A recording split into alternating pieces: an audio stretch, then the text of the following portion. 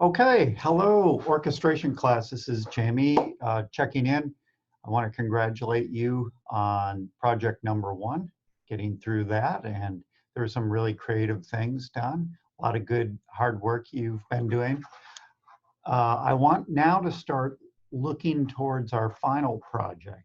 Our final project has been posted in D2L and is a full arrangement for a symphony orchestra of a folk tune, a spiritual or hymn, or a march.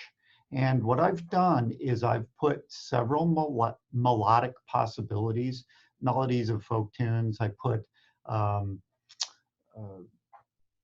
She'll Be Coming Around the Mountain, Home on the Range, Sweet Hour Prayer, the Battle Hymn of the Republic, things like that, things that are really easy songs that we can just dig into the arranging process. Now, what I'm going to do today is start getting you ready for your sketch, because you need to do a piano sketch of your tune. What I'm going to do, I'm going to share the screen here and show you some things that will help you think about this project, because there are some simple ways of thinking about arranging a tune. And I wrote some of them down here. First, we're going to start with just manipulating the melody. And this is what I want you to start doing with your melodies. There are different things you can do to melodies. If you look through this list, you can augment a melody. You can diminish a melody. You can change time signatures, right? We're basically messing with the rhythm and the time feel of these tunes. So I have both of those. We can put it in different keys. We can modulate it. Some composers even do something called pandiatonicism. And what that is it goes through a bunch of different keys, even in one phrase. We can paraphrase a melody. We can just take parts out. We can introduce ornaments, and we can change the rhythm. We can syncopate it.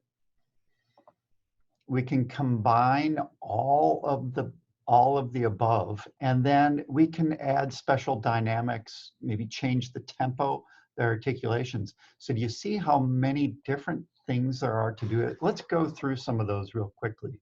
I'll share some different ideas. What you should start doing is write these melodies out and manipulate them on some staff paper, okay? Let's go over to what I've come up to show you. Now here's the tune I chose, and I choose this because several years ago I wrote some arrangements for my mother-in-law, who's a church pianist, and I chose one that I've already arranged on Amazing Grace. Now here, what I'll do is deal with the harmonies later, right? We're not really dealing with the harmonies now. That's next lecture. What I'm going to do is, you all know this melody, so I'm going to, now I'm using Finale, and I can view my melody in both scroll view and this is scroll view right here, and I can look at it in page view, okay? So either way, it's a good way to go about it. Here's what I did in the first one. I augmented my melody. Now, we all know the melody for this. Bom, bom, bom, bom, dee doo dee doo doo. Was blind, but now I see. Right? We all know that great melody, beautiful melody, very inspiring. Right, written by an ex-slave trader. Amazing tune with a great legacy. So what I've done for this next one, I've augmented it. Look, I've made my harmonic rhythm is now longer. Let's play that. See how the computer plays this back. You'll think it's kind of funny.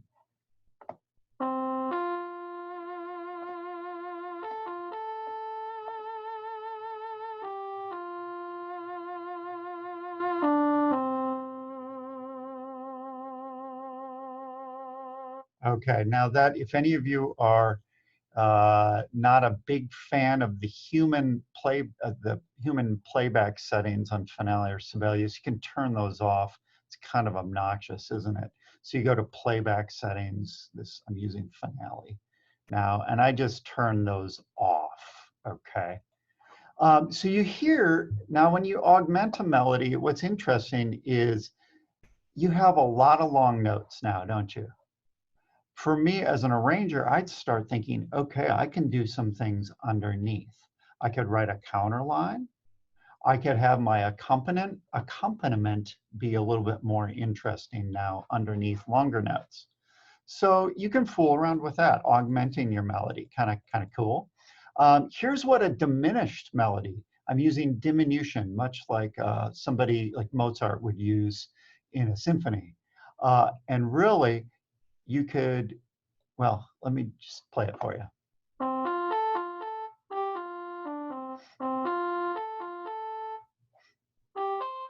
Okay, kind of interesting. It kind of breaks it up a little bit, doesn't it? And I've compacted an 8-bar phrase now into 4 by making the note values half the value. Now, rhythmically, that kind of, I made up that rhythm, and I'm actually looking ahead almost to the syncopation part of this presentation. A different time signature. A lot of your tunes, if you have a tune that's in 3, can you put it in 4? Can you put a tune that's in 4 in 3? Or even think of some other possibilities, 6/8, 5/4, 7/4, 7/8. I mean, the sky is really the limit here. Your imagination is what should be taking over right now. I've done a 3 into 4.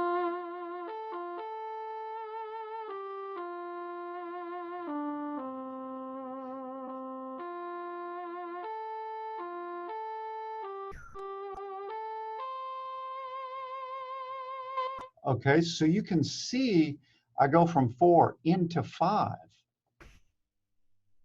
And in fact, I do take this measure of 5 and I actually kind of split it. I syncopate the measure of 5. Lots of times there will be some creative things that you can do with these odd meters, okay? A modulation. Now imagine we're coming to the end of the phrase, right? The end, look where I modulate with this. Now modulation, you're going to have to think about this. You're going to have to think of what your modulation process is going to be. If you want to get really tricky with this, you can have a series of chords leading up to the modulation. What I've done here is I've just ended on my F was my button, and then I have a chord that gets me into the new key. Now I've put an arrangement that I did on D2L. It will link you to the YouTube file of Dr. Nudgir playing this on a CD that I produced years ago of all hymn tunes. And you can hear this. I put also the PDF of the piano music. You can see where I modulate and how I modulate. I modulate to the key of B flat. Okay. Now that B flat, it's pretty easy because we're in the key of F. And I just create a pedal on an F in the bass. And then I have some chords that lead you into B flat. Okay. So let's see how A flat works.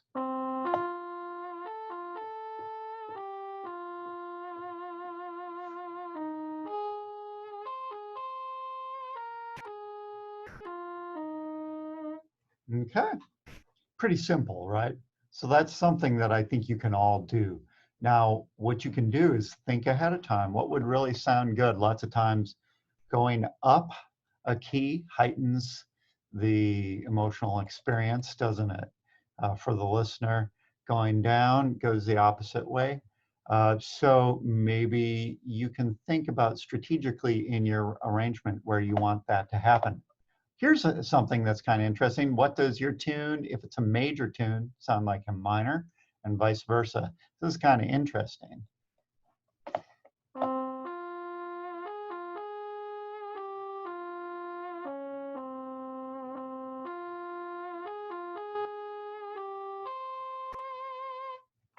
Okay, that's kind of different. I don't know if that's something that I would choose for this song, but it's interesting, isn't it? And remember, there are different kinds of minors, aren't there? There's Dorian minor. Anybody try them writing different tunes out in different modes? Okay, paraphrase. This is the next one on your list. This is where you kind of leave notes out.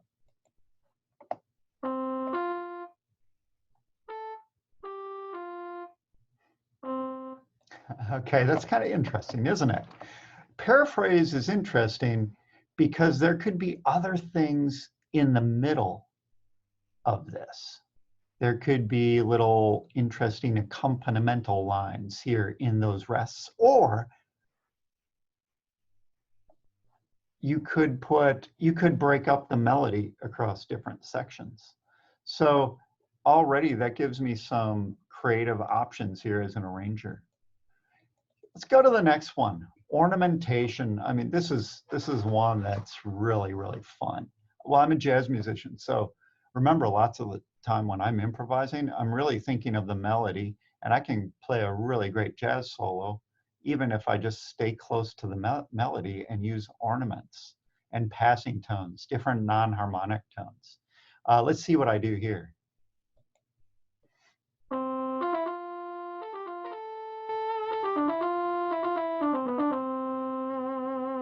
Kind of interesting. So what's really cool about using Finale or MuseScore or any of these other programs, I can mess with what instruments I hear. So I've been using a trumpet because the piano, to me, when I was thinking of it, it was just kind of a little bit sterile. No offense, piano players, okay? But I can choose some different things. So what would this sound like on flute? Well, first of all, that's too low for flute, isn't it? But it would be good for alto flute. So I'm just going to use the generic flute setting and imagine that would be more of a range. Maybe that would sound good for alto flute. So let's see how this sounds. All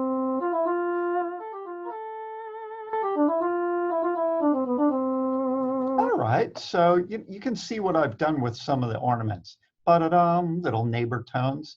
Ba-da-dum-dum, right? Little grace note, some passing little filler lines in here. If you go to my arrangement, you notice that towards the second, I think it's the second time, I start varying the melody up in the right hand of the piano, okay? Change the rhythm and syncopate. Ooh, this is a great one.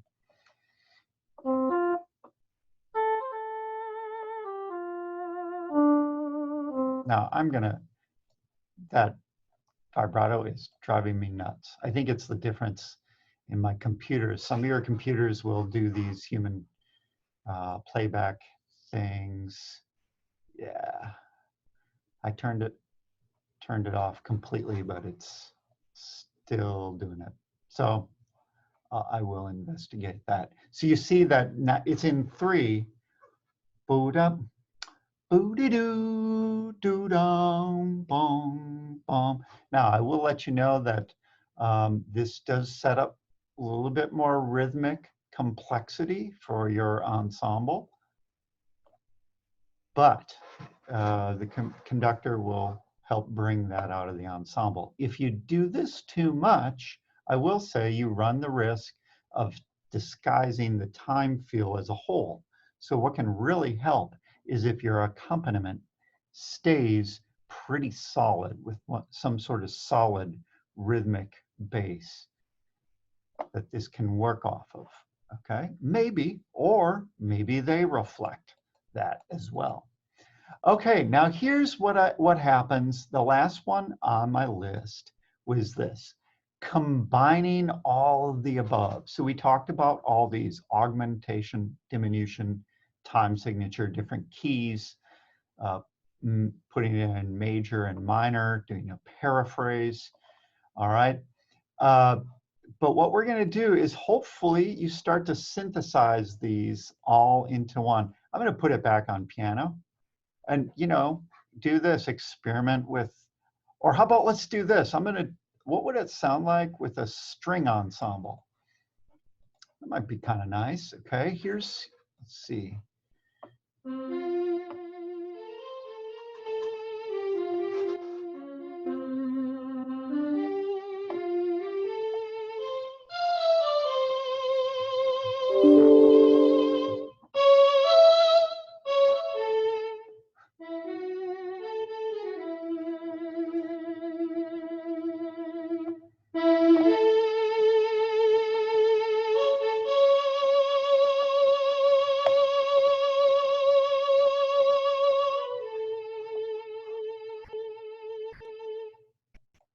Okay, let's open that all back up and let's take a look at what I did there.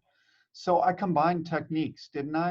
And what I'll let you do is you can just pause here and look to see what I did to help make this into a kind of special. I mean, this is a Jamie version of it. You should all be thinking of your own version of this tune that you're going to arrange. You can see here what I did. It's pretty obvious, right? Now notice, part of what makes this kind of work is that I start having a dynamic contour. Okay, I'm very specific. Usually when my dynamics go somewhere, I'm showing where they come back. Actually, this should really be marked, shouldn't it? I should be telling you where I go and where I come back. Some of you on the last project, you need to be a little more careful. So let's say here, I'm just going to go up to a mezzo piano. I have to tell you where I'm coming back to. Good, I tell you where I'm going. Here I'm going up to a mezzo forte, and look at this at the release. Boom, pop. This is nice and strong, but look what I do here. Can you imagine what my accompaniment is going to be? Now, what's really cool is, too, I can start thinking about different things. I didn't even put this on the list. Where's your melody going to be scored? This would sound pretty cool up an octave.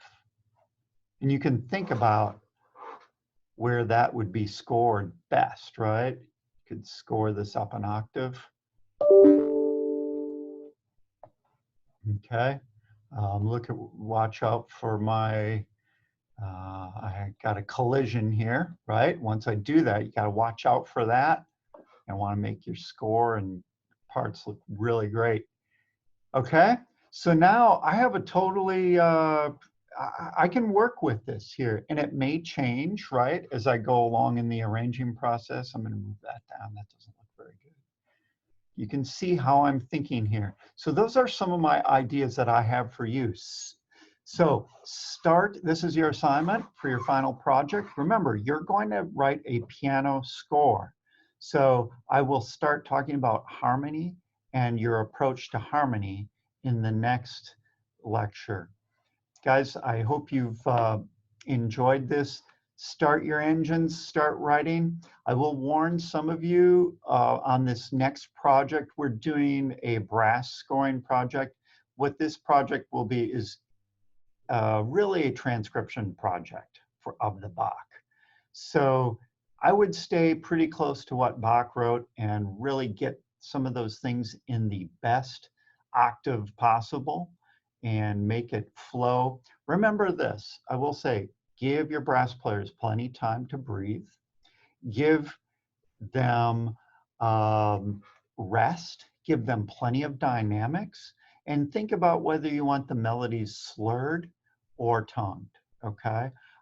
If you can sneak in a little bit of a use of some mutes, things like that, that would be great as well. Well, thank you very much, and we will see you again very soon.